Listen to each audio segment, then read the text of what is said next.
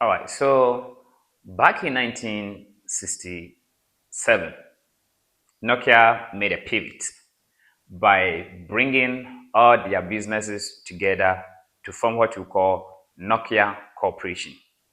So, what are their businesses?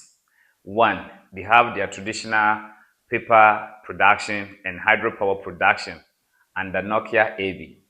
They have furnished cable works where they produce or manufacture uh, data transmission cables and all sort of cables. And then they have their rubber furnished rubber works where they produce bicycle tie, car tie, rubber boots, and different kinds of rubber products. Now they are venturing into electronics and telecommunication equipment.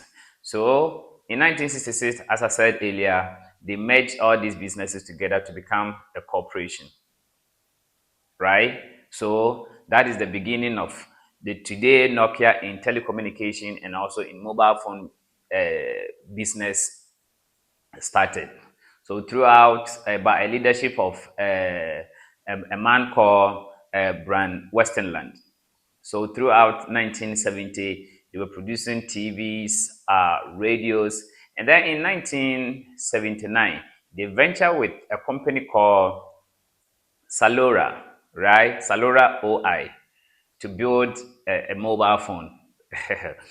Okay, so they started, working on it. By 1982, Nokia released their first mobile phone called Mobila Senator. This is uh, this is used in cars. So if you have a car, you can plug the mobile phone. To make call. It was distant. Yes. So this is the phone on your screen.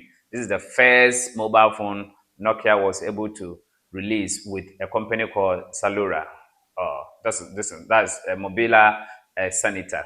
And then in 1984, they released another phone called Mobila Tokaman. So it's more like a handbag, like a suitcase. Yeah, if that a phone that's handled. So if you look at the picture very well, it's like a suitcase. That was another phone.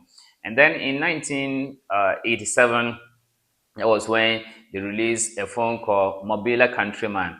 That phone became very popular because it was used by one Russian leader and it was very popular. Now, fast forward in 1990, uh, the businesses of Nokia has become so much that some are not even bringing a profit. So they had a leader called Joma Olila. He is a former banker, decided to strike out some of the businesses so that they fully embark on telecommunication and mobile phones. All right. So probably there was an internal conversation. Is this thing going to work? Isn't blah, blah, blah, something that we merged? We're doing it great in 1965, 70, 80. Now you say we should strike out some of the businesses. He is the CEO. So what he says is what you're going to take it up. Well, in the same 1992, Nokia released the first GSM phone. That was Nokia 1110.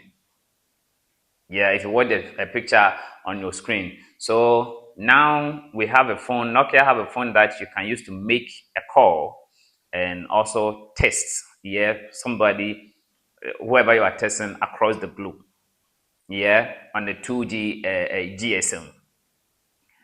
And then in 1994, they released, I think, 2100, that small mobile phone. And then late 1990, they released, I think, 8210 or so. Yes, that was distant. The third phone Nokia are released. So now Nokia is now fully into telecommunication equipment to supply telcos and other communication companies. And then now they are dominating the mobile phone market across the group. It was a very exciting moment for Nokia, and we can say that year from 1990 to May 2000 was a golden years for Nokia business, starting from a paper business to a rubber business to cable business, and then you building all sort of consumer electronics products. So it was a very exciting moment, and